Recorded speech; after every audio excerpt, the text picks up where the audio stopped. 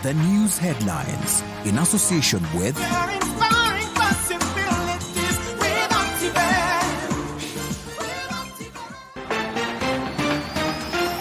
Tonight, 10 p.m. to 4 a.m. curfew extended across the country as the Ministry of Health heightens COVID-19 containment measures. Are Kenyans taking the vaccine? The Ministry of Health urges Kenyans to get vaccinated. We tell you what Kenyans think of the whole vaccination exercise. Bottom up or trickle down, which economic model should we follow? Deputy President William Ruto comes out to explain his bottom up economic model.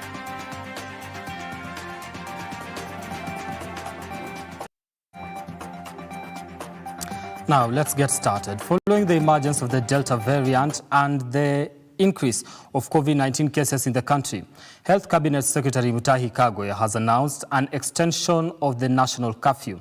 The CS stated that the curfew will start from 10 p.m. tonight to 4 a.m. across the country. Political gatherings in the country have received a blow after a directive from the Ministry of Health CS Mutahi Kagwe and Inspector General of Police Hilary Mutyambai after they announced that personal meetings and gatherings have been suspended countrywide. The directives also say that all government and intergovernmental meetings will also be done virtual or postponed. All forms of physical congregational meetings, they say, should be done under the guidelines of the Interfaith Council. In-person worship is to be limited to a third of the capacity of places of worship, with the congregants maintaining a physical distance of at least 1 meter while indoors. Other measures include all restaurants and eateries should observe the guidelines issued by the Ministry of Health. Employers to allow employees to work from home until further notice. All burials must be held within the 72-hour period. And in-person meetings of whatever nature are suspended countrywide. In this regard, all governments, including intergovernmental meetings and conferences, should henceforth be converted to either virtual or postponed. And there are several meetings that even the government itself had planned in the coming 30 days. All forms of physical congregational worship in the country, churches, mosques, and temples, be permitted as per the guidance of the Interfaith Council and the interfaith protocols that have been developed, but which in the recent past, of interment of their loved ones and avoid meetings that could lead to an increase of COVID-19 transmissions. Only 50 people will be allowed to attend the funeral. On matters of education, CS Kagwe announced that schools will not be shut down. The CS maintained that the current data does not reflect increased cases among learners, notwithstanding the morbidity and mortality among children has been low. Inspector General of Police Hilary Mutyambai stated that no political gatherings will be allowed anywhere in the country and ordered his commanders to enforce the law. And in that regard, I give instructions to all officers of the National Police Service with effect from today that all those protocols to be enforced and measures stepped up.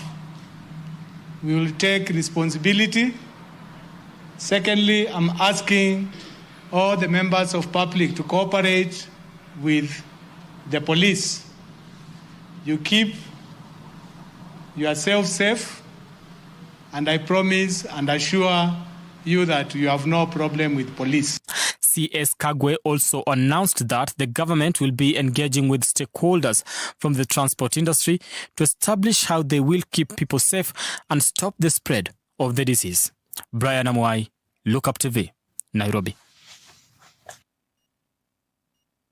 Now moving on, as COVAX aims to ship 520 million doses in Africa by the end of this year, nearly 4 million doses from COVAX arrived in Africa last year. I'll take that again. According to the latest report from Kenya's Ministry of Health, over 1.7 million people have been vaccinated against the virus. Now, our reporter Keith Gitonga went to the streets to capture the reactions from the residents of Kawangware. This is what you as a common citizen, have you been vaccinated against COVID-19? No, not yet. We have not been vaccinated here in Kawangware. In fact, most of the people in Kawangware, they don't know if the vaccine is around because they have never come here in Kawangware. Only the older people are saying that they have been vaccinated here. But the youngsters, the youth, they have not been vaccinated with any coronavirus vaccine. Wewe umepata chanjo yako dhidi ya COVID? Hiyo hata staki. Mbona hutaki? Hiyo hata nipigwe sizidungwa. Ni sasa unasikia wengine wanadungwa inakaukia kwa mwili na kata damu yao. Sisi tukubali tu kifo ya Mungu. Sasa hii nyingine ya kujiongezea hatujui kile wametuwekea. Unaona? Sasa udungwe tena uanze kutokea na mashida zingine tunazisikia rumors zina spread, unaona? Chanjo tutaki sisi. Chanjo si ni ya wadosi. Na bado na wewe kama mwananchi wa kawaida ungetarajia kupata chanjo wapi? Iko wapi? Wewe unanipea chanjo? I would like to be vaccinated because I don't want to get corona, and my friends there, I have an older man at home who has been vaccinated and is doing good right now. So we'd like the president to bring us the antivirus so that we can be vaccinated. Wewe mwananchi wa kawaida umepata chanjo yako dhidi ya COVID-19? COVID-19 chanjo zimekuja pale, sijui pale kwa chief, lakini sasa wengine hatukupata, tukuambiwa madawa imeisha. Hatukuelewa. So umepata chanjo ama bado? Bado sijapata. Natarajia, lakini tunaenda pale wanaambiwa sijui tuende wapi na bado hatujapata. Na wewe je, umepata chanjo? Mimi nilipata chanjo. Kwa maoni yako chanjo inakupelekaje? Ya, mwanzo ulikuwa unapata mwili inakuwa hafifu. Ni kama mwili inaanza kuathirika kiasi. Lakini mwishowe unaanza kurecover pole. Lazima kitu kama hiyo lazima tukue na matatizo kidogo lakini ile kitu ningeomba wananchi lazima waende kwa chanjo. Wasiseme tu ni mbaya, nini. Kitu yote lazima tutakuwa na madhara kidogo, lakini mwisho kuja usikie vizuri. Hiyo chanjo mimi nimeogopa. Kwa nini? Sababu siamini. Wale nimeona wamedungwa hiyo sindano wamekuwa wasi. Sasa siamini upande yangu. Na kama nikukufa mimi najua one day nitakufa. Kama hiyo corona ndio itanipeleka, niko ready for it. Unajua kuhusu hii Delta variant ya COVID? Hiyo hata nimesikia na wewe. Hiyo sijui kabisa. Yeah, I'm aware of this virus, but we have not seen the symptoms here in Kawangware, but we just see it in the news. Because here we keep social distancing, we wear our mask, we do everything that is just to fight back corona.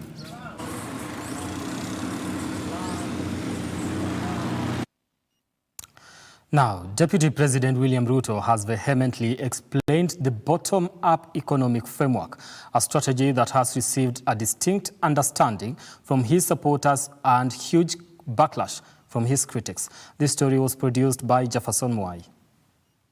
Deputy President William Ruto's Hustler Nation narrative has for days been the talk of town, sparking a lot of reactions from both his supporters and critics. This has forced him to come out and deeply explain the grounds in which it is centered. Ruto explains his bottom-up economic model as a blueprint targeting to promote investments of ordinary Kenyans and empowering them financially so that the country can generate taxes to spur the economy. Tabadilisha mwenendo na muundo wa uchumi wa Kenya. Hatutaendelea kusema tunaweka pesa huko juu ndio ikuje chini, tutaweka pesa hapa chini ili tukisaidia wale wa huko chini, wale wa huko juu watajipanga kwa sababu wako na uwezo. Ruto, who has been rallying supporters around his hustler narrative, adds that his economic framework is anchored on a program that promotes investment and financial instruments targeting millions who are unemployed, hustler enterprises, farmer groups and fishermen. He added that the model will end the country's economic woes since it will help more than 15 million jobless Kenyans. However, admiration and criticism have been served to him in equal measures, as his supporters think it is a solution to bridge the widening gap between the rich and the poor, while the critics, including former Prime Minister Raila Odinga, have dismissed it, terming it as a copy and paste manifesto of the ODM party. Now, moving on, if the close to 2 weeks violence and looting that swept through South Africa is anything to go by, then analysts say that this could be a brutal reminder of just how the far country, if close to 2 weeks long violence and looting that swept through South Africa is anything to go by, then analysts say that this could be a brutal reminder of just how far the country has fallen from past apartheid vision of a rainbow nation at peace with itself. Earlier on, my colleague here at the studio, Nancy Nelima, spoke to South African financial reporter Lubalalo Mashikana, who gave an in-depth analysis into the violence that has left over 300 people dead. Here is that interview. Lubalalo, if you can hear me, talk to us about the state of affairs right now in South Africa.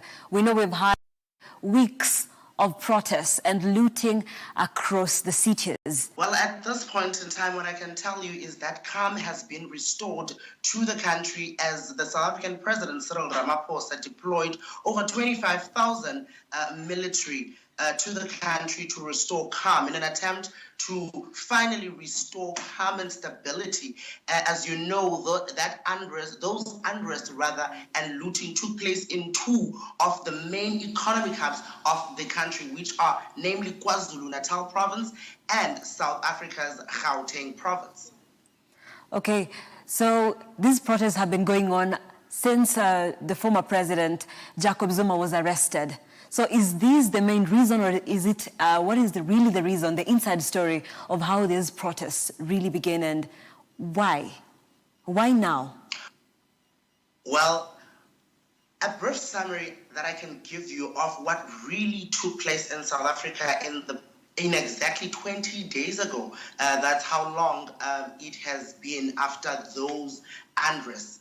It started on social media with some of President Jacob Zuma's supporters calling for him to be released from jail. This was after he was sentenced to 15 months in prison by the Apex Court, which is South Africa's constitutional court, the highest court in the country.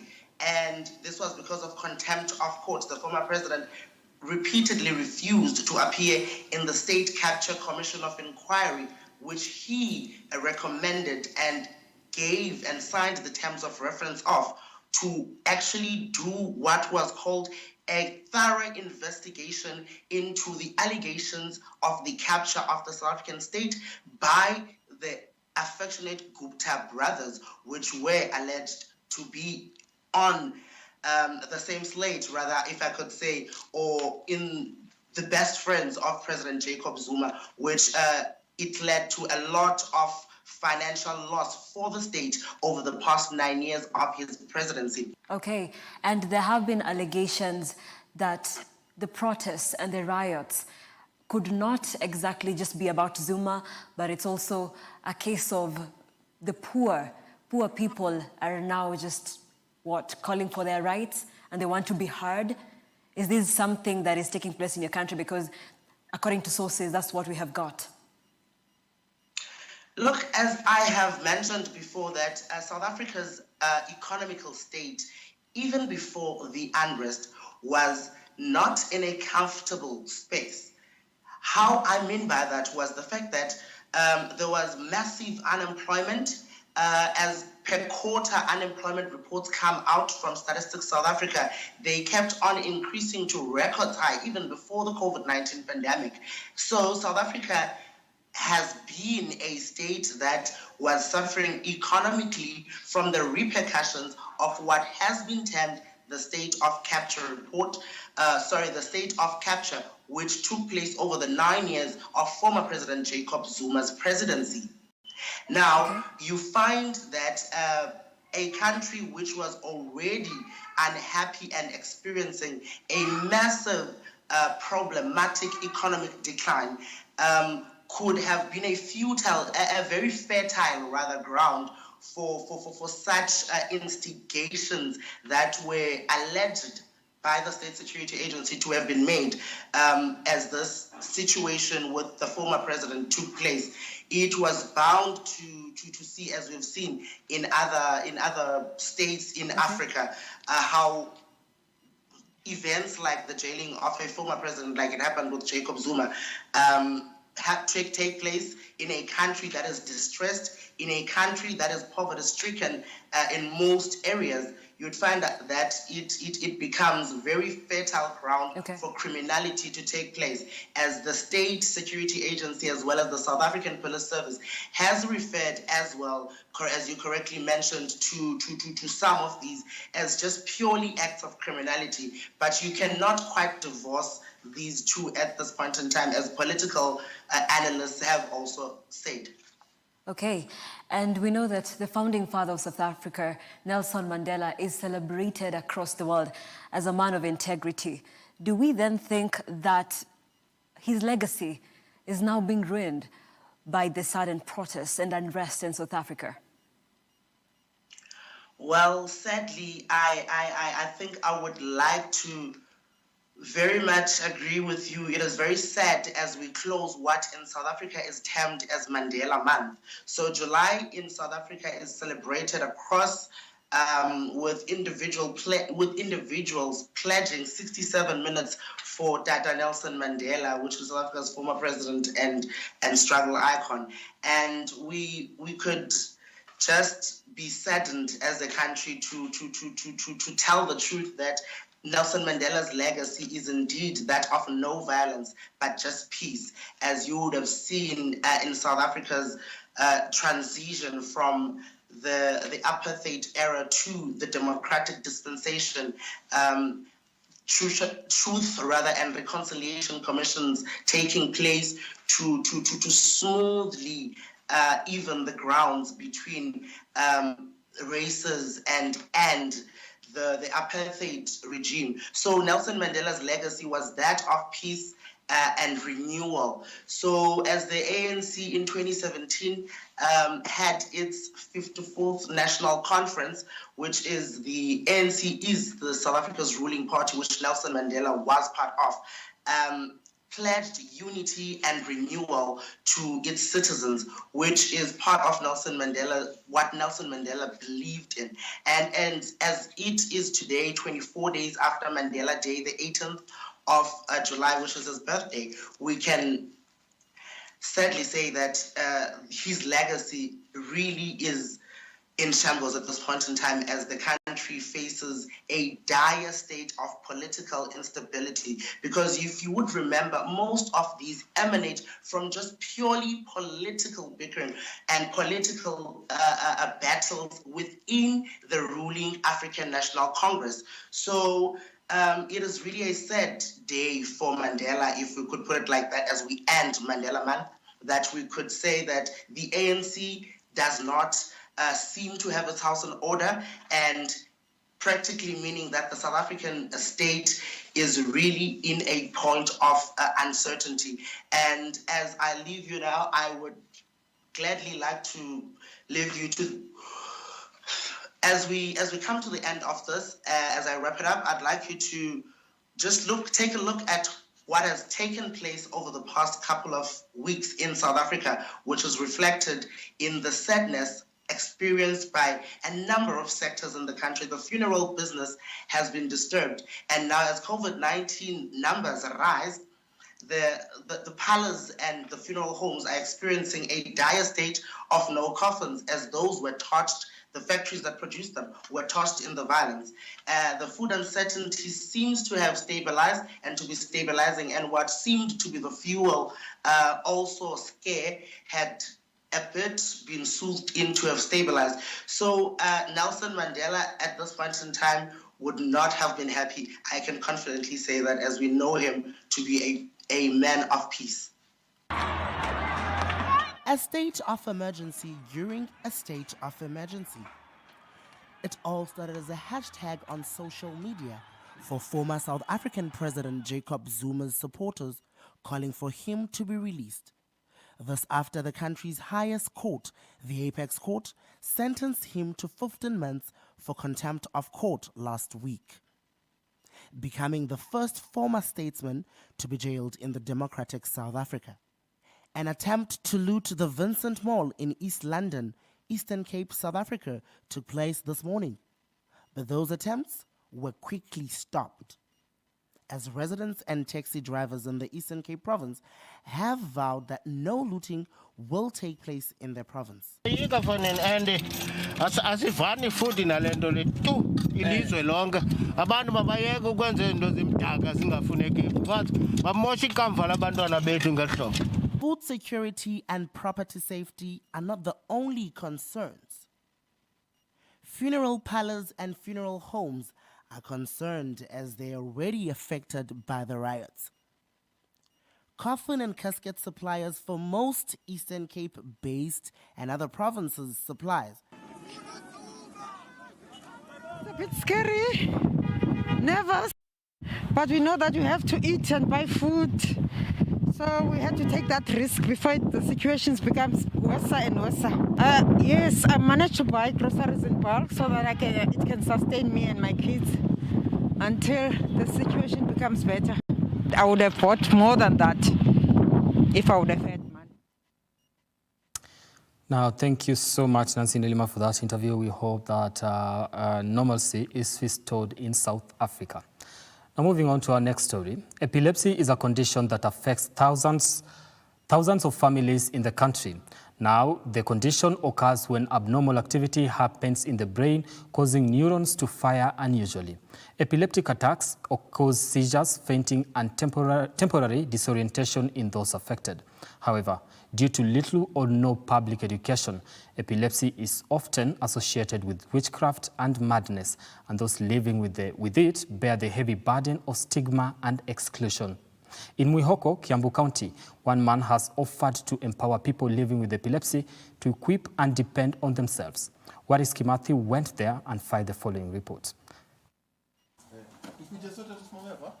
When Fred Kiserem was just 25 years old, he was a talented pastry chef in Iraq. But one day he started feeling dizzy, and upon visiting a doctor, he found out that he had epilepsy. I was working on night shift, so it was in the afternoon while sleeping.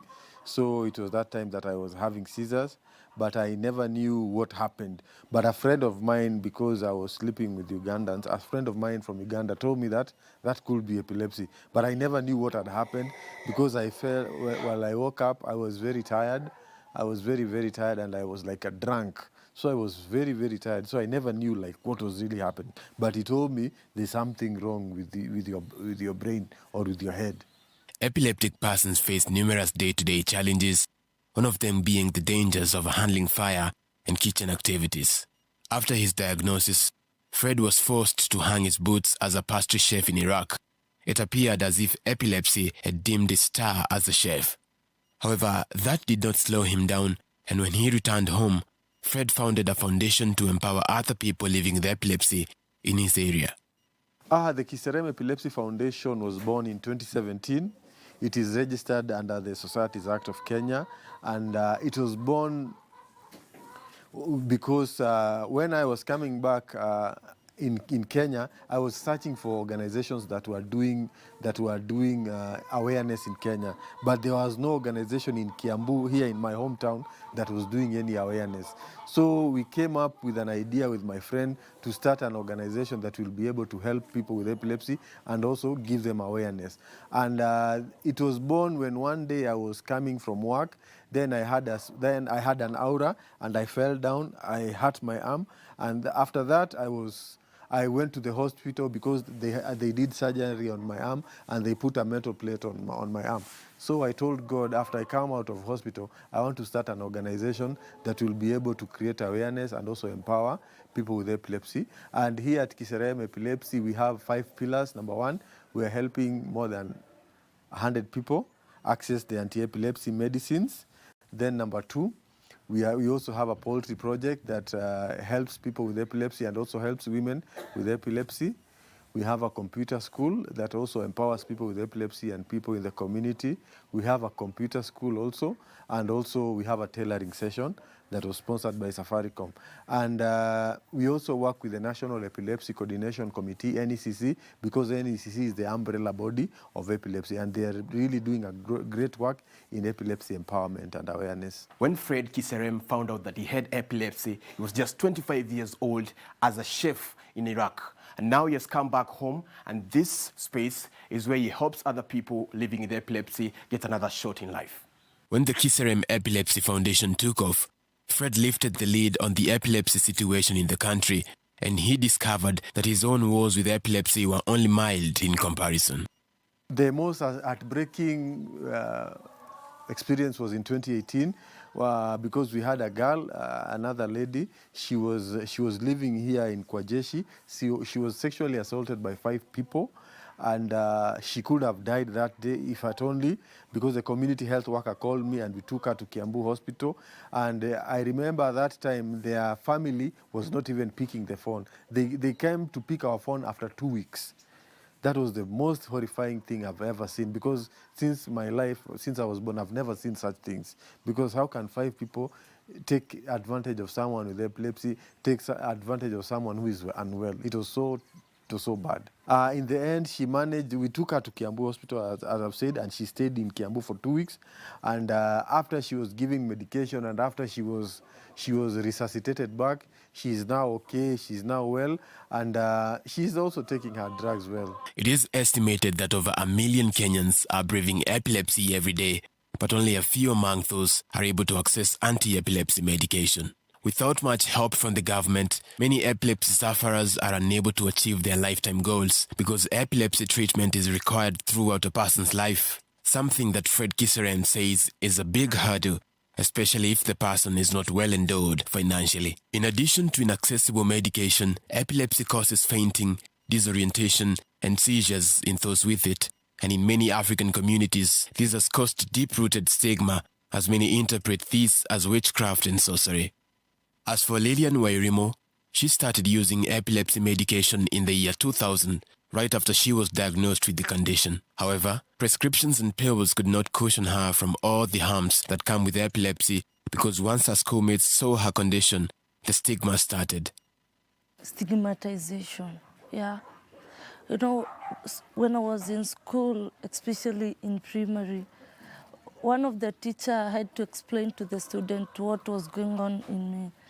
And I'd remember that one of the students I would raise my hand and maybe somebody would laugh sarcastically and say, I'm a guess. Hey, mtu anaweza kuwa na ugonjwa wa kichwa hawezi fikiria mwenyewe, you know. So those were the things, a lot of stigma. I'll do something, maybe I get something right, maybe I answer a question. People say I've guessed, maybe I've been told, yeah. I felt bad because, you know, I felt belittled because I thank God, as much as I've had epilepsy for quite some years, I've been an average student, yeah. So even having fits in class, I can testify that at least I was coming top 10, yeah. And at least I was an average student, but, you know, having these people who now and then are stigmatizing, saying this, saying that, you know, others would even, it got a place where I remember one of the students had borrowed a biro. When I returned back, she held it and washed it. And when she was asked why, she said that she did not want to get epilepsy, you know. Or you'd find that, let's say, maybe we were joking. I tell you, minda kugonga ufaint ka Lilian, you know.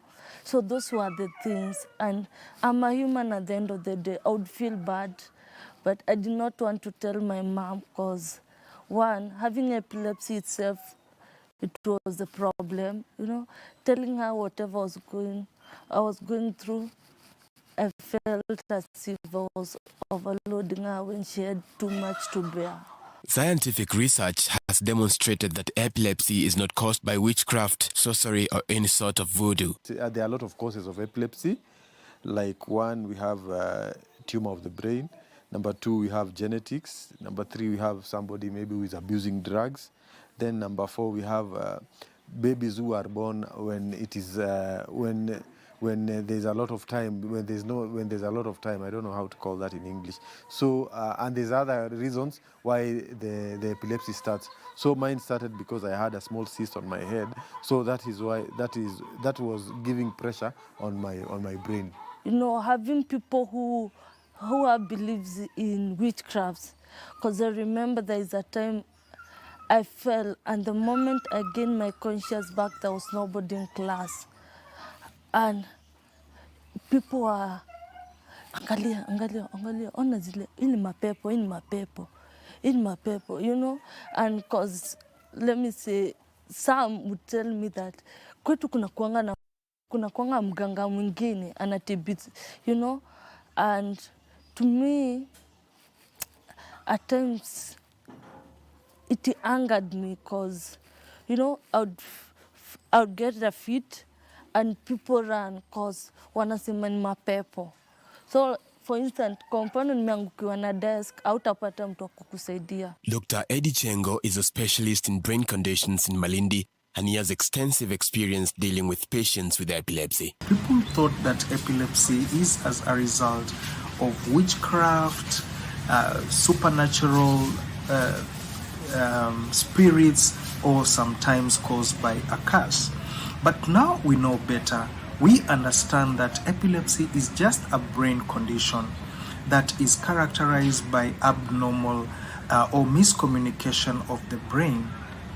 Now, when that happens, one can have either abnormal movements or abnormal behavior or abnormal sensations.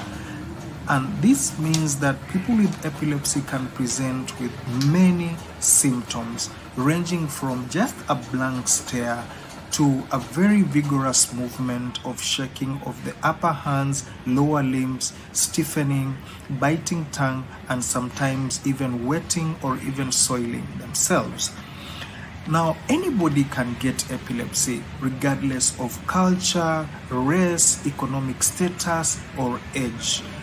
Meaning that even a baby born today can have epileptic seizures, and even the eldest person you can ever see in this world can also have epilepsy. Kwake Lilian, unyanyapaa na kutengwa na wenzake shuleni kulizidi alipofika shule ya upili. Changamoto zote hizo zilimkwaza Lilian, ambaye alikuwa anatarajia kupata ufadhili wa masomo ya juu baada ya kumaliza masomo ya sekondari. You'd find that there are those people, I remember there are even students who used to cry because ninawashinda, you know, they couldn't get why. Mimi nimepata fit mara tatu kwa class. That time nilikuwa nimelala because I would even sleep even 2 hours. So if it was a double lesson, I have not read that double lesson. But when exam comes, you find that I performed well. But even for those as strong-willed as Lilian, epilepsy can become an unbearable burden without another shoulder to lean on. And when she couldn't take the stigma anymore, tuko tunapanga masanduku zetu tumekelea hivi juu. So one night I got a fit and then nikashika zile sanduku. They fell on me. But nobody, hakuna mtu alikuwa na shughuli, you know. But it came a time I just gave myself courage and I told my mom that I don't want boarding because of some issues, you know.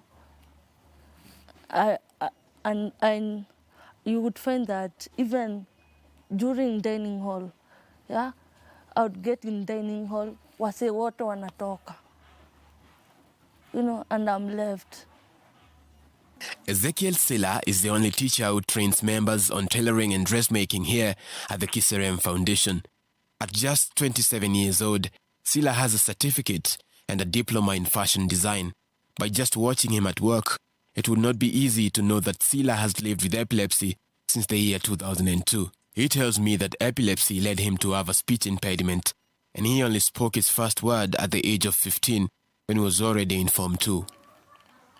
Let me tell you that I'm not 12 dollars because while I was in primary tutor, I do that to write, but I don't and what teacher says. You could hear what the teacher said. Yeah, but to repeat Watun Davidat.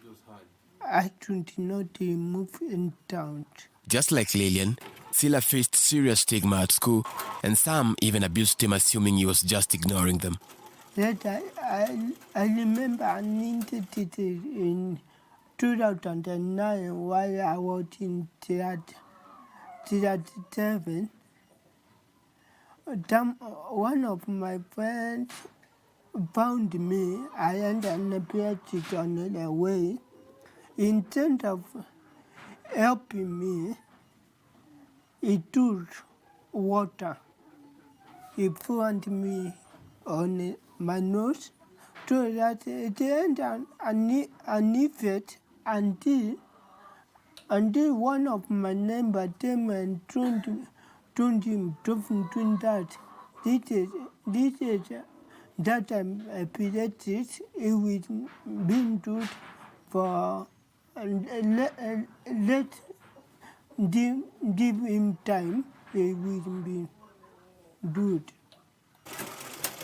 Sila, who was born and raised in Machakos, heard about Fred Kiserem's center back in 2020, but cessation of movement over COVID-19 prevented him from visiting Kiambu. But he was determined, and in January this year, he finally made the trip. He had later helped me because he had employed me as a teacher of studying and medicine and also in fashion. So he had later changed my life. You do a foundation of teacher and foundation. Despite the enormous challenges he had faced on the way, Sila believes that his ultimate responsibility is to those who live with epilepsy just like himself. To empower. One of my friends is to empower others to become like me. You know, an effect of epilepsy. People who living with epilepsy, they have an effect of not understanding that they can do something and depend on themselves.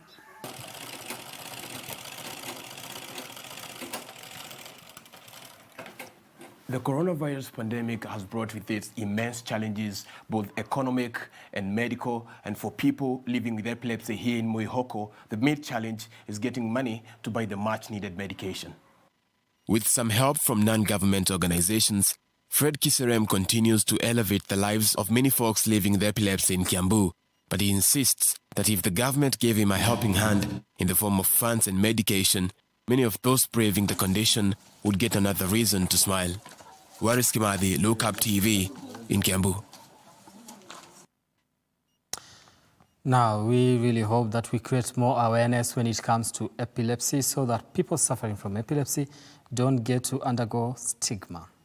That story brings us to the end of our bulletin tonight. Thank you so much for staying with us here on Look Up TV Trending News. And thanks to everybody that made this broadcast a success, from my director, Paul, to the graphics team and my camera people. Have yourselves a lovely night. Let's do this again next time.